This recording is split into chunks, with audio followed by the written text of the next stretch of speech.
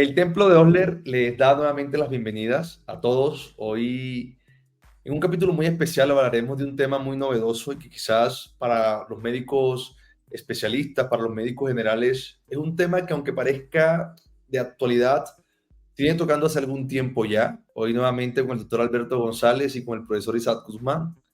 Bienvenidos, profes, ¿cómo están? ¿Qué más, Hola Raúl? Raúl, ¿Qué ¿qué más? cuentas? ¿Cómo va todo? Muy bien, muy Hombre, bien, muy muy bien, profe contento acá Alberto. de estar, muy contento acá de estar nuevamente cumpliendo la cita semanal. Hoy con un Así tema es. que para los internistas nos resulta a veces un poco oscuro, porque eso hay que aceptarlo, es algo que se escapa de nuestro territorio. Y como todas las semanas tenemos un experto en el tema, ¿quién tenemos hoy, Isaac? ¿Cómo va todo? Hoy estamos con el doctor Osvaldo Rincón Sierra, quien ha sido nuestro profesor en el Hospital Militar Central. El profe Osvaldo es internista de la Universidad Militar Nueva Granada, es endocrinólogo de la universidad también, profesor de pregrado de medicina interna, de endocrinología de la Universidad Militar y en el Hospital Militar Central. Es quien maneja el programa de bombas de insulina en una importante empresa de salud en Colombia. Y bueno, un experto en el tema de las tecnologías en diabetes mellitus y ha dado muchas conferencias en el plano nacional por diferentes escenarios en relación a este tema. Así que quisimos invitarlo, profe, bienvenido. Bueno, muchas gracias. Gracias a todos. Un gusto recibirlos acá en mi casa, como fue siempre y será, ¿cierto? El Hospital Militar, porque como ustedes dicen, han sido alumnos míos, eso revela un poco mi edad y ahí está representada una generación completa, ¿no? El más pollito de Rowdy, pero por ahí pasaron todos.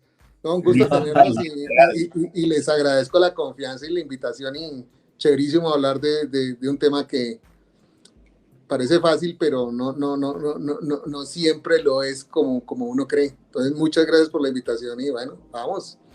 Sí, sí, sí. Bueno, Alberto Bien. o Raudy, arranquen. Yo quiero comenzar con algo que me resulta muy interesante y es que normalmente nosotros, las personas que manejamos diabetes, tenemos una gran familiaridad o estamos familiarizados con toda la tecnología. Sin embargo, para incluso los médicos o los internistas, casi siempre hacen eso muy diminuto y piensan en un glucómetro o en una insulina. Profe, ¿qué tecnologías en la actualidad tenemos para la diabetes? ¿Qué contamos? Bueno, la pregunta es amplia y compleja, ¿no? Porque cuando uno mira el entorno que tiene en tecnología en diabetes es todo, ¿no? Es desde que yo le enseño al paciente a aplicarse la insulina y a contar carbohidratos hasta tomarse la glucometría, es tecnología, ¿cierto? Y uno la tecnología la tiene como los sistemas de monitoreo o los sistemas de infusión continua de insulina. Por ejemplo, los esferos inteligentes que no son infusión continua, pero es tecnología en diabetes. Y cuando integra esas dos cosas, se convierte en un entorno digital para diabetes, ¿cierto? Entonces, cuando uno intenta desglosar qué tengo, que es tu pregunta, bueno, ahora tengo esferos inteligentes, que en Colombia no las tengo infusión continua de insulina con o sin monitoreo, tengo algo muy importante y que ha cambiado muchas cosas, que es el freestyle libre, y también tengo ahora el monitoreo con alarmas, que es el Guardian 4. Y en Colombia actualmente hay dos bombas de insulina, de Medtronic y de Roche, cada una con sus características y una escala terapéutica diferente. Entonces yo creo que ese armamentario se ha ampliado y ahora contamos con muchas más cosas que para ofrecer a los pacientes, porque bueno, cada paciente una tecnología diferente, no todo el mundo se adapta ni es clínicamente para determinada tecnología, pero yendo a tu pregunta, sí, es básicamente lo que tenemos ahora. Ok. Yo quiero, doctor, nos gusta acá en un tema, entendiendo pues que esto lo está escuchando o lo va a escuchar personal médico general, internistas, familiaristas, estudiantes de medicina, comenzar en la técnica del embudo, es decir, desde lo más grande vamos a ir haciendo más compleja la conversación y vamos a centrarnos en algo que nos ha causado curiosidad y que ha suscitado esta entrevista, este conversatorio con usted, que son las bombas de insulina específicamente. para que el público entienda qué es una bomba de insulina, en qué consiste el dispositivo bomba de insulina. Eso, ¿cómo aplica para el paciente diabético? Vamos a comenzar Bueno, desde este concepto. Sí, la bomba de insulina que uno tiene que tratar de quitarse ese término de bomba, ¿no? Porque voy al aeropuerto y tengo una bomba y no lo dejan entrar, ¿cierto? Entonces, no, y le ha pasado a los pacientes. Dice, no, es que doctor, fui al aeropuerto y tengo una bomba. No, ya termina en el cuarto oscuro. Entonces son más los sistemas de infusión continua de insulina, ¿cierto? Y los sistemas de infusión continua de insulina surgieron de esa necesidad de brindar una administración más precisa de la insulina. Uno cuando inyecta insulina con esfero, la absorción es muy errática, impredecible. Entonces ya desde hace muchos años se vienen diseñando sistemas que le permitan a uno administrar la insulina de manera más precisa, en microdosis y de una manera continua o en bolo. Entonces, lo que nos permite las bombas de infusión de insulina es controlar esas cosas que no podemos controlar con un esfero.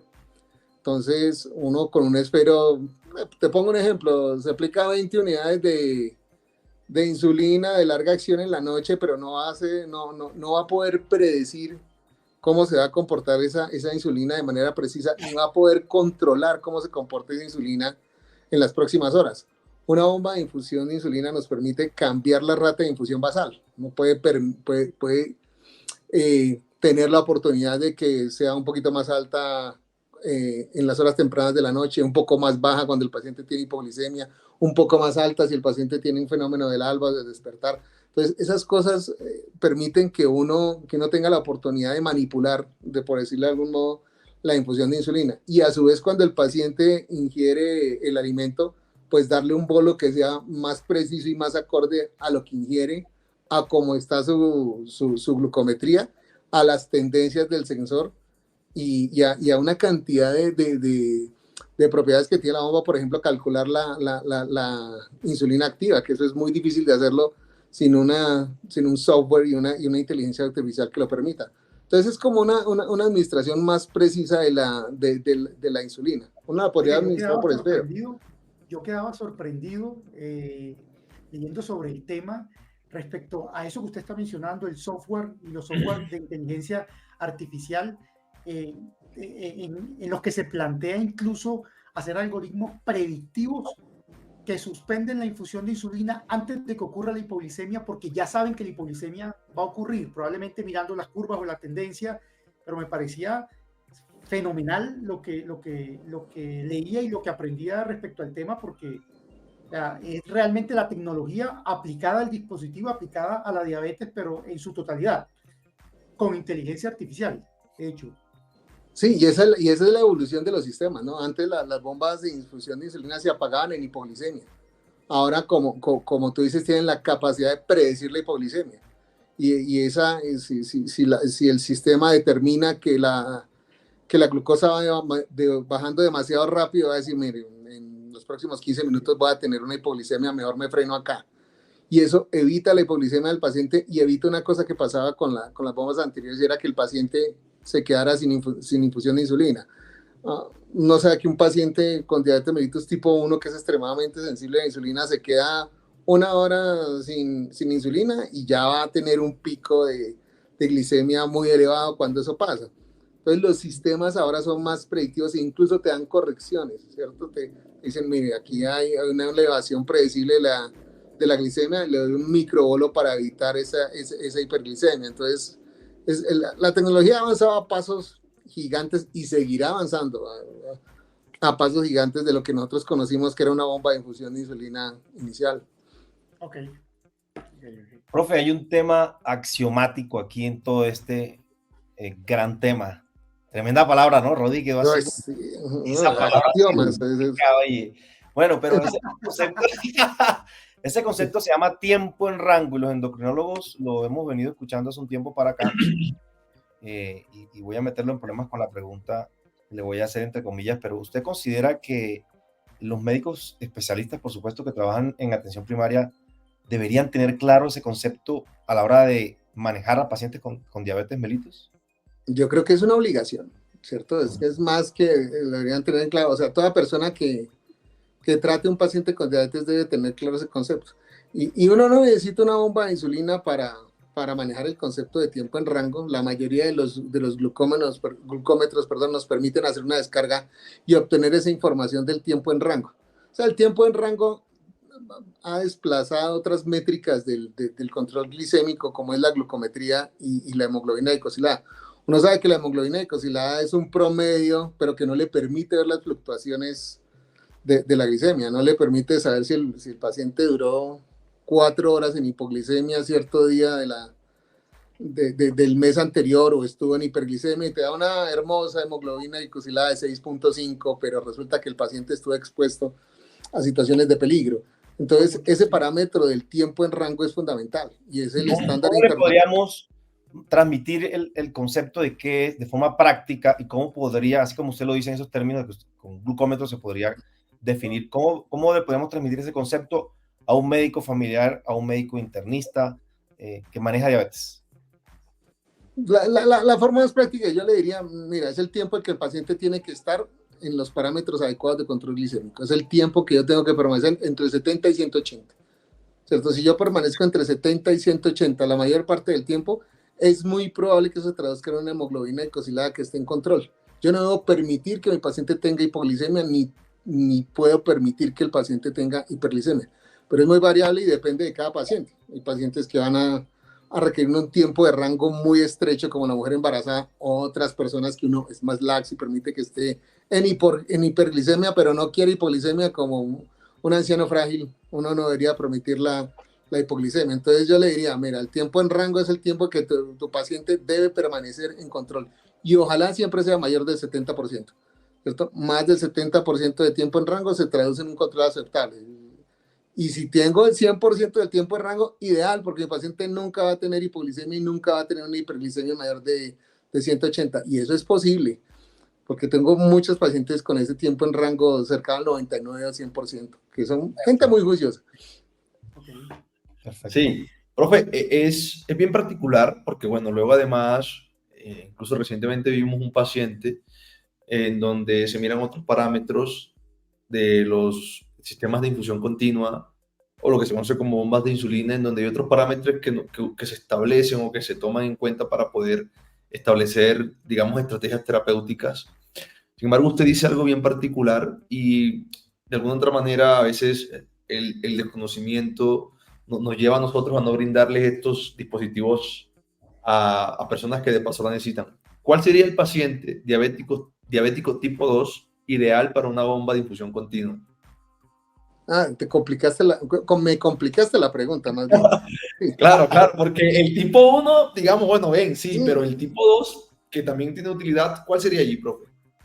yo pienso el tipo 2 que se parece al tipo 1, ¿cierto? El tipo 2 con falla de célula beta, y falla de célula beta implica que yo tengo la falla de glucagón y los mecanismos de autorregulación.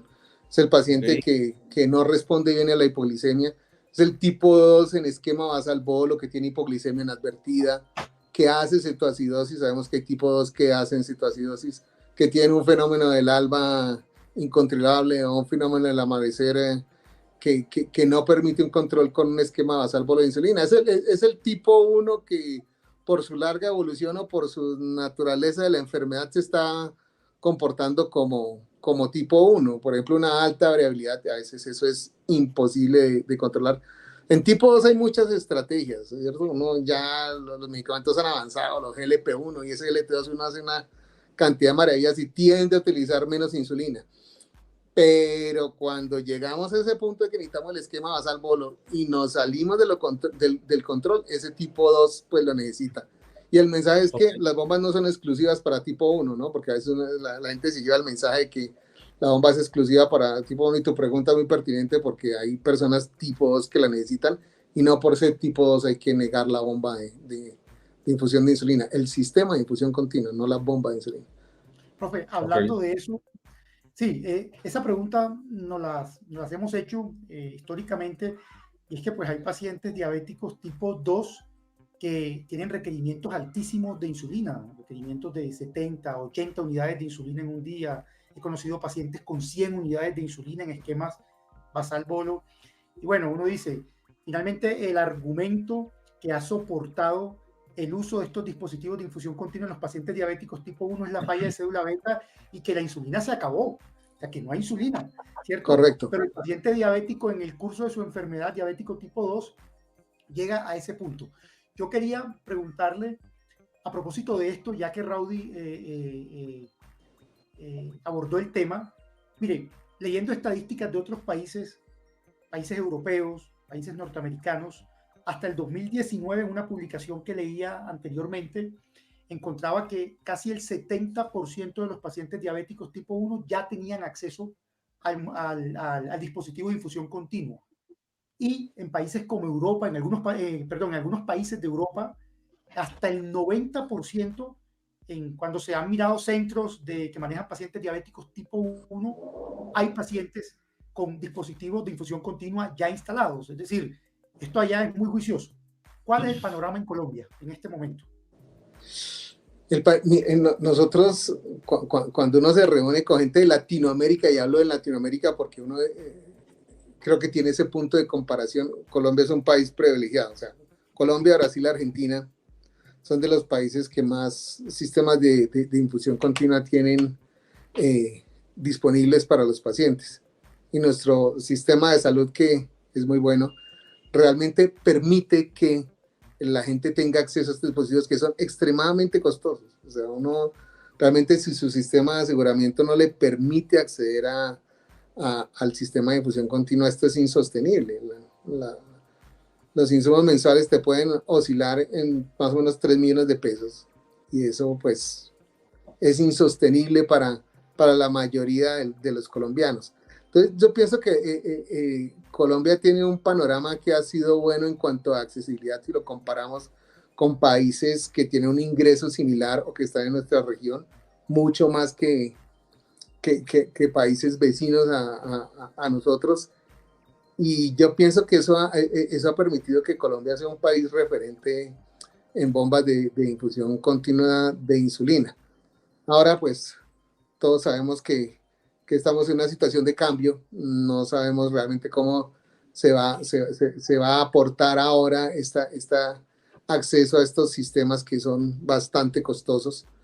Pero el mensaje yo creo que debería ser de optimismo y sobre todo de invitar a la gente a que racionalicen el uso del sistema. Yo creo que el panorama siempre será bueno, siempre y cuando nosotros seamos racionales en el uso de las tecnologías, porque Colombia, yo particularmente en Sanitas, tenemos alrededor de 700 pacientes. Eso es mucho más de lo que tienen muchos países de Centroamérica juntos o de Sudamérica. Entonces, 700 pacientes con bomba, con dispositivo de infusión. Sí. Okay. Pues es un grupo grande. Solo una aseguradora, no una sola. Una sola.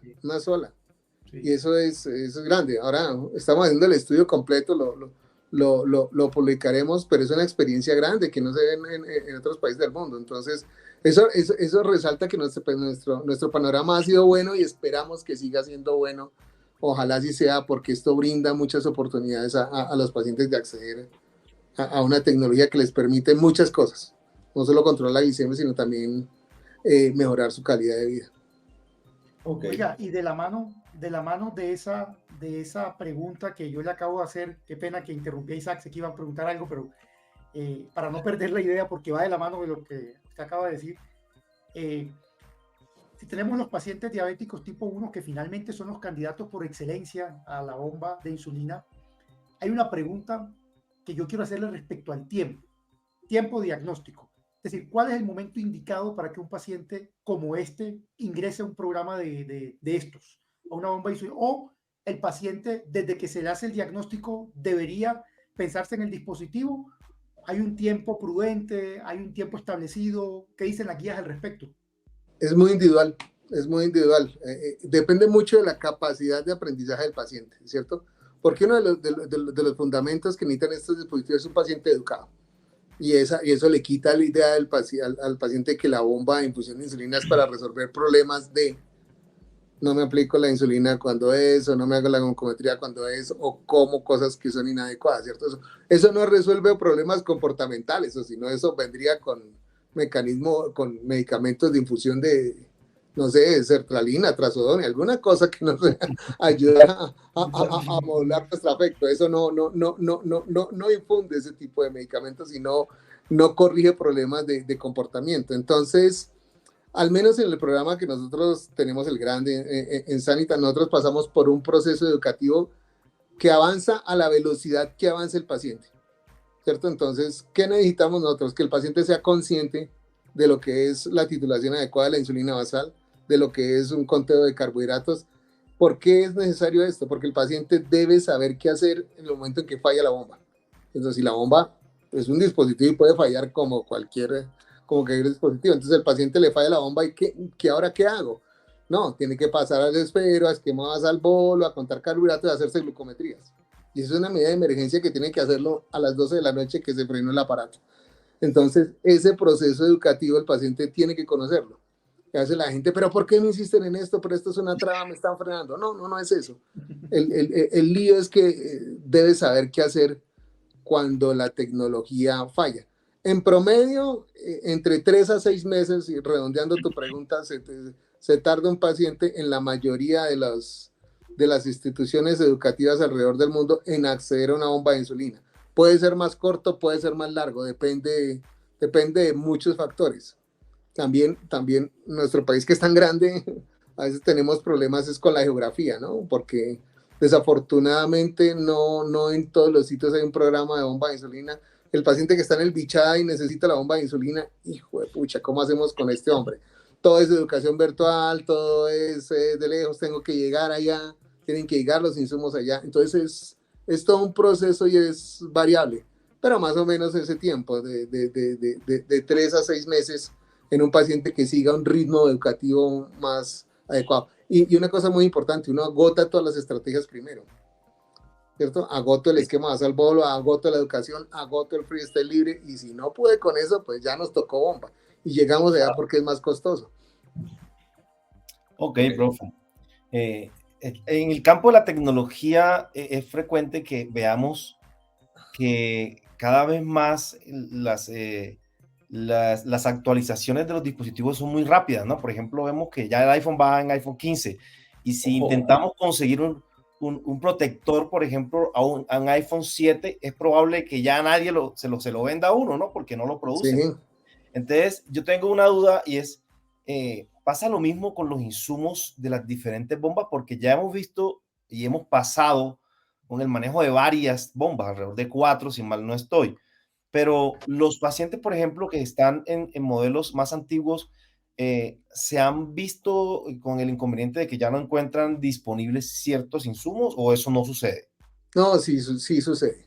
Sí sucede porque obviamente con el avance de la tecnología, como tú lo dices, ya primero no es costo efectivo producir elementos, por ejemplo, de monitoreo para una bomba que ya salió de producción.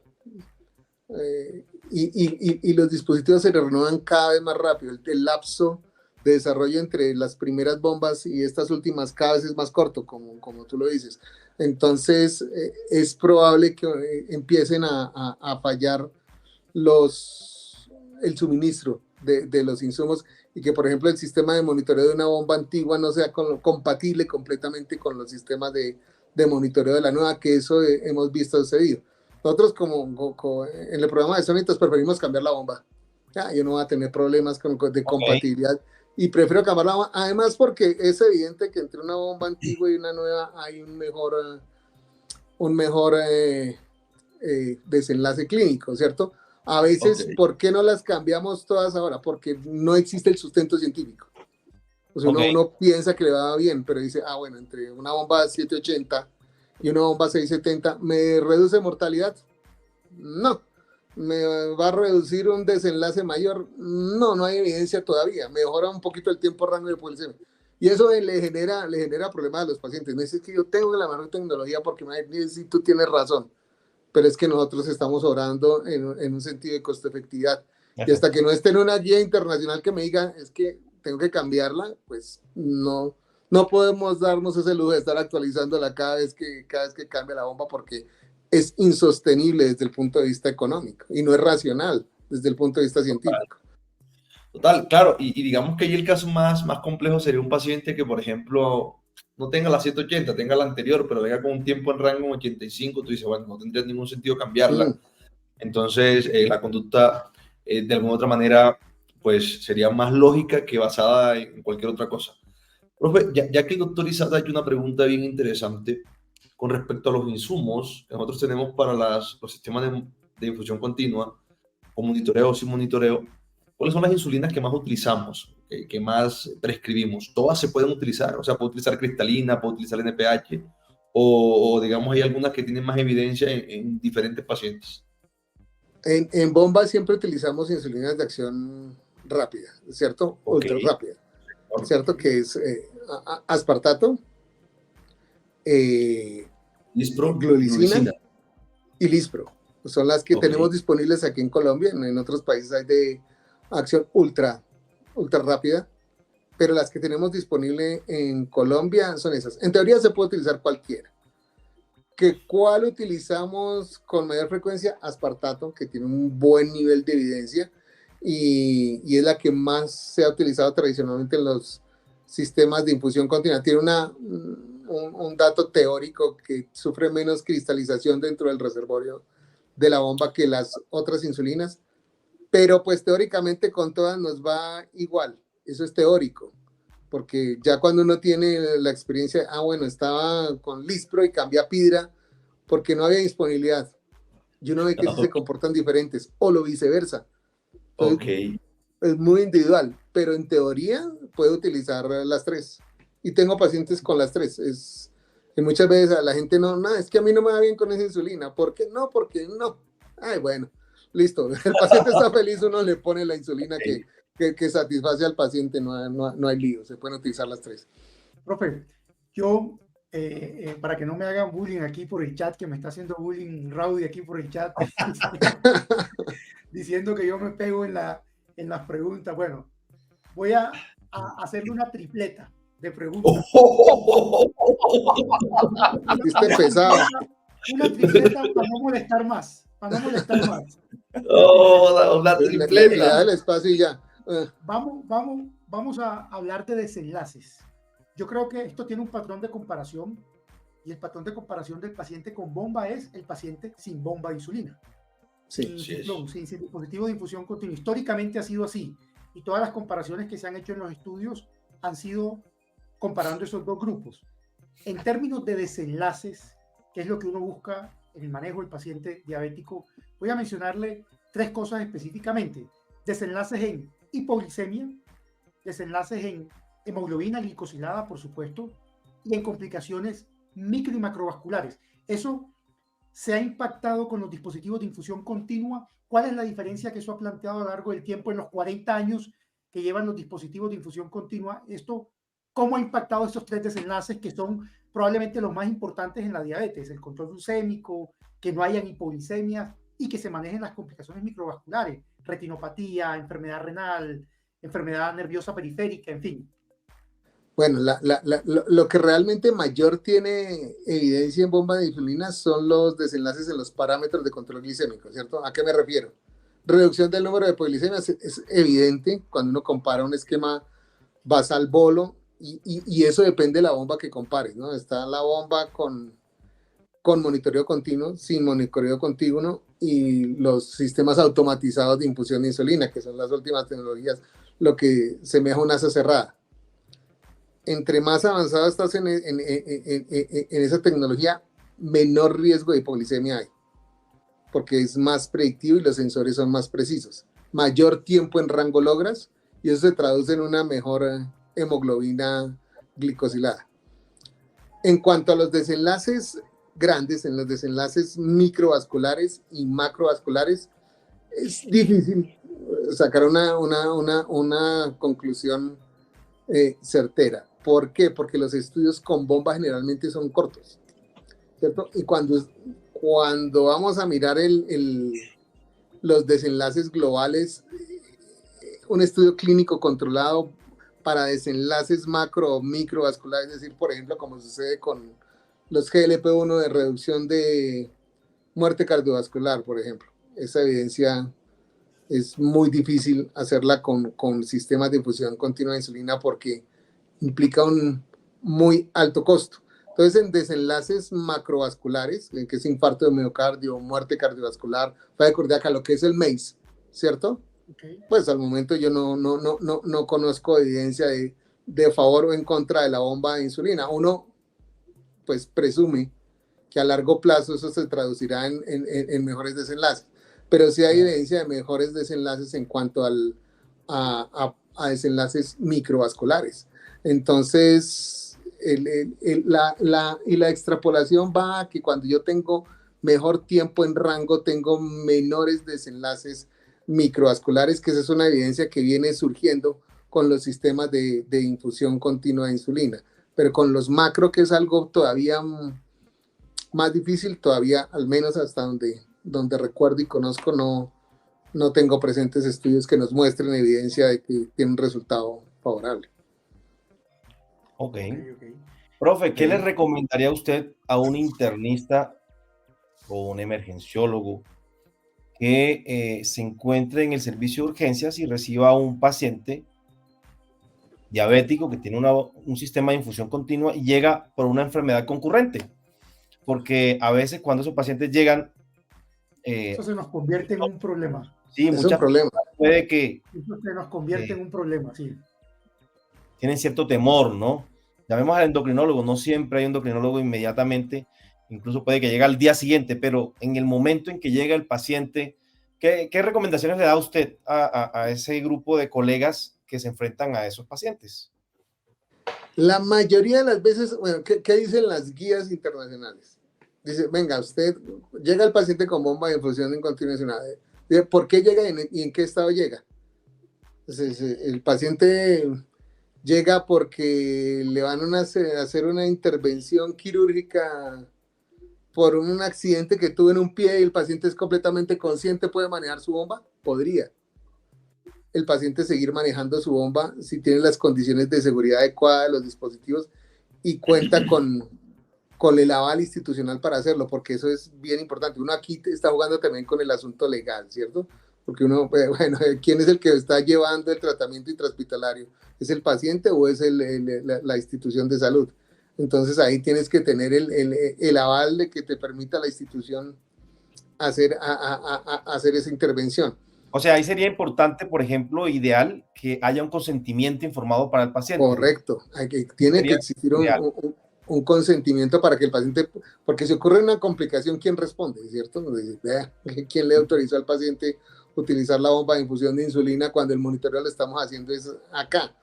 Entonces, la mayoría de las recomendaciones dicen que uno debería tener un equipo calificado para uso intrahospitalario del sistema de infusión continua.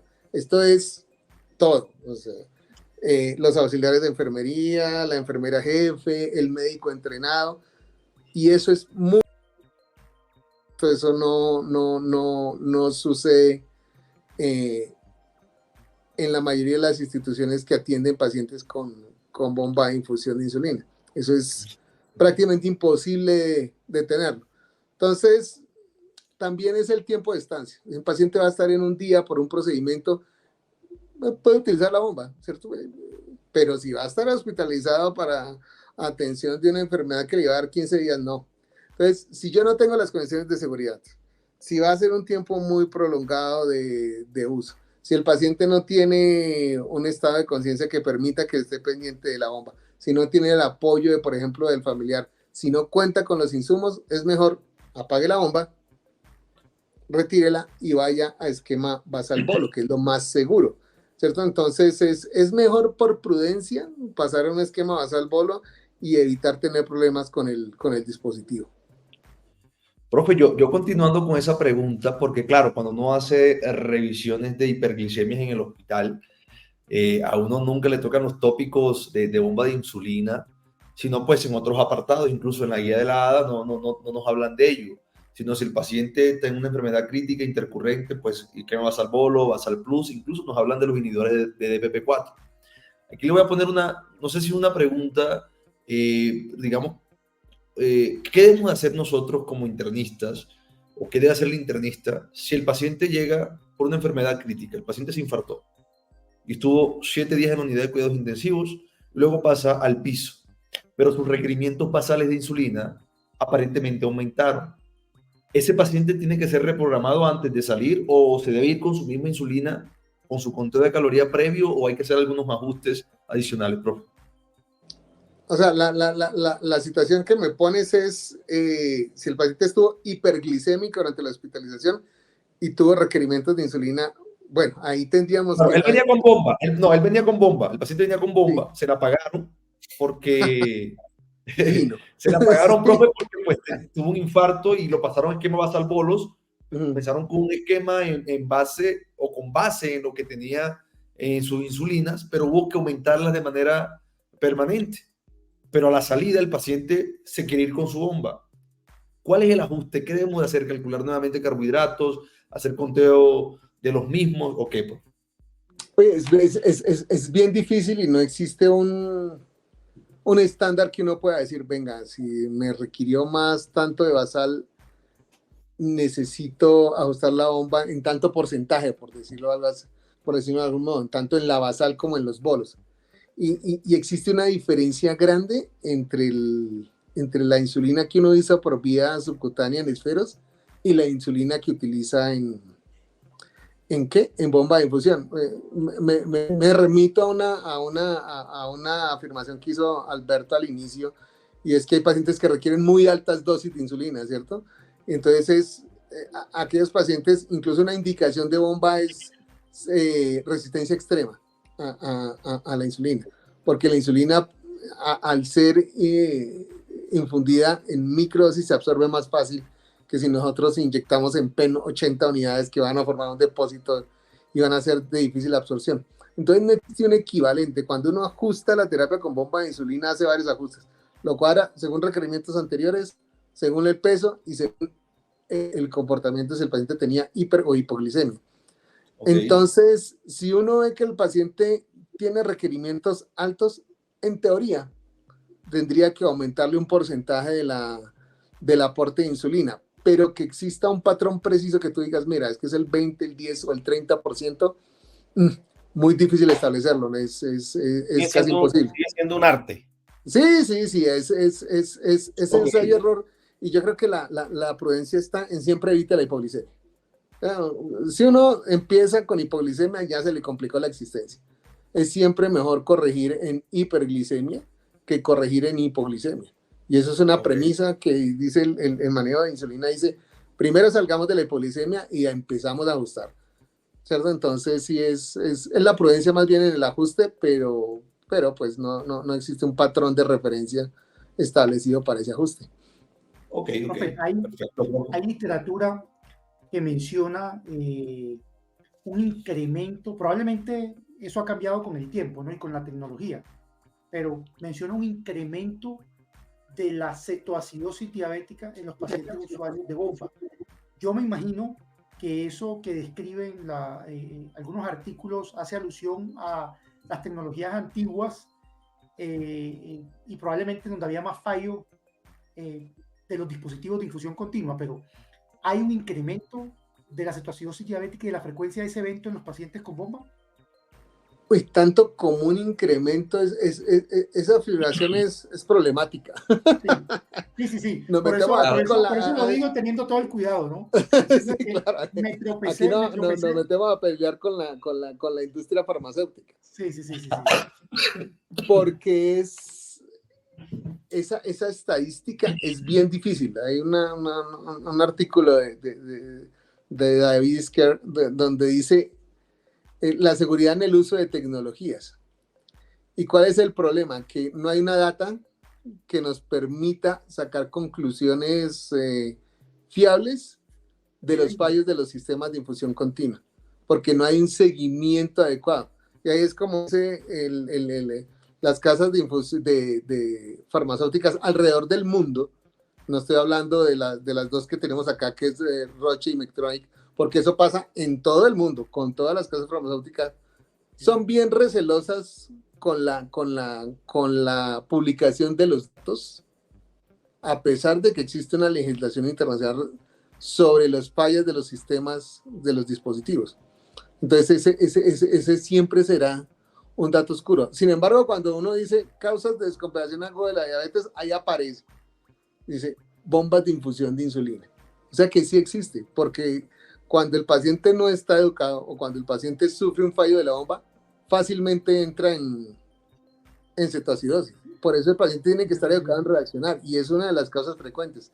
Porque perfectamente en un periodo de 4 horas un paciente con diabetes tipo 1 que se le apagó la bomba o se le tuvo una obstrucción del sistema de infusión, perfectamente te puede hacer cetoacidosis. Y yo he tenido pacientes con esas situaciones que terminan en la unidad de cuidado intensivo. Que la estadística nos diga que es un incremento comparativo versus esquema basal bolo, es difícil establecerlo por la ausencia de datos confiables que te digo. Pero sí, evidentemente es una causa de cetoacidosis. Porque, o sea, la infusión se para en ya. Es como si tuvieras una infusión intravenosa que se te frena de una, ya te quedaste sin insulina y ya de inmediato empieza a subir la glicemia. Okay. Te escucha, el micrófono, Raudy. Por cuestiones de tiempo, yo quiero hacer una pregunta que es bastante compleja. Y es que me gustaría que nos dijera 3 razones por la cual usar bomba y 3 razones por la cual no usar bomba en un paciente con diabetes. ¿Por qué usar bomba? Yo creo que la bomba se debe usar para mejorar el control glicémico, cuando no lo puede hacer con las medidas básicas. Porque Perfecto. Es que la bomba, y eso va a una de las por qué no usar bomba. Porque la bomba implica una responsabilidad, ¿cierto? La bomba implica que yo tengo que, tengo aquí un aparato que tengo que cuidar, que tengo que calibrar, que tengo que cambiar el set de difusión, que tengo que mantener calibrado y funcionando bien. Entonces, para la persona que no tiene esa disciplina, no debería usarla. Pero la persona que quiere mejorar el control glicémico, sí. Por calidad de vida. Por calidad de vida, y esa va ligada a al siguiente negativo. Si la bomba me afecta la calidad de vida, yo no debo utilizarla. Pues la calidad de vida es un concepto filosófico relativo. Lo que para ti es calidad de vida, para mí no lo es. Entonces, si una persona cree que yo me siento más seguro teniendo el sistema de monitoreo, sabiendo que puedo vigilarme y que tengo más seguridad en administrarme un bolo dirigido por bomba, a pesar de que yo tenga que hacer una cantidad de ajustes y tenga que monitorizarlo, pues para mí esa es una indicación, calidad de vida, ¿cierto? Y pues también va del negativo. ¿Por qué no? ¿Si afecta mi calidad de vida? No.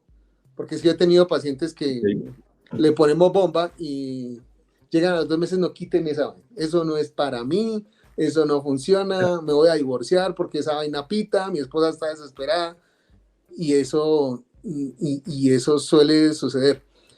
¿Y por qué una tercera indicación? Yo creo que va de la mano de lo que la pregunta que hizo Alberto, y que finalmente yo creo que cuando tengamos todos la big data, que lo vamos a tener, porque de un tiempo para acá, cada vez, ahora las industrias farmacéuticas tienen acceso a la nube, que eso también es un lío legal impresionante, porque no sabemos qué tantos datos podemos compartir y la protección de datos. Hay una legislación que no está escrita, ¿no? Porque no sabemos si las casas farmacéuticas pueden tomar o no pueden tomar esos datos, y las complicaciones o no que suceden con la bomba se pueden formar parte de una información global. Eso es un lío grande. Entonces yo pienso que para evitar complicaciones uno debería utilizar la bomba de insulina, porque finalmente la tendencia nos dirá que eso va a suceder. Si el paciente está bien controlado, eso es. Y finalmente uno no debería utilizar bombas si no está en un programa de bomba de insulina. Es muy complicado. O sea, uno hacerlo solito como médico, como endocrinólogo, solito en el consultorio, se puede, pero se necesita mucha paciencia. O sea, no estar en un programa multidisciplinario de bomba de infusión de insulina, como dice la guía internacional, mejor no, porque no es lo mismo y el paciente probablemente no obtenga el control adecuado. Ok. Ok, ajá, profe Isa, profe Alberto, ¿qué tienen por decir? No, yo creo que aquí habrían muchas cosas más que preguntar, pero Así es. no vamos a abusar del tiempo del profe. Me parece que muchas de las dudas grandes han quedado aclaradas. Así Esto es. tiene mucha tela que cortar y mucho detalle al que pues, seguramente pues, no podemos acceder y que no se entendería para mucha de la audiencia. Le agradezco al profe Rincón por darnos este tiempo. Creo que el panorama ha quedado bastante claro respecto a lo que queríamos que quedara claro. Qué bueno tenerlo acá. Ojalá podamos tenerlo en otra ocasión hablando de otros temas que tenemos en mente. Y bueno, bienvenido aquí siempre, profe. No, gracias a ustedes, gracias a ustedes. Los considero unos amigos y unos colegas con los que puedo discutir amenamente de temas académicos interesantes, siempre en bonga y no. Muy chévere y los felicito por este espacio porque sé que esto va subiendo Ay, gracias, profe, gracias. muchísimo, como la formulación de bombas de insulina. Entonces, sí, va a subir, ¿no? Gracias a ustedes. Gracias a Sí, ustedes. profe, gracias. No lo molestamos más en su tiempo de descanso. De verdad que me hago eco de las palabras de Alberto. Gracias por acompañarnos. Ha sido valiosa toda su contribución. Y bueno, esperamos que esto a nuestros seguidores les sea de mucha utilidad para el manejo de sus pacientes con diabetes y ojalá hayan saldado muchas de las dudas de este tema que, como decía Alberto, es muy oscuro para muchas personas. Raudy, tus palabras finales. Hombre, profe, de nuevo muchísimas gracias, un honor tenerlo acá en el templo de Osler. Profe Isaac, profe Alberto, nos vemos en una próxima y que estén muy bien. Chao. Chao. Chao, hasta luego, descansen.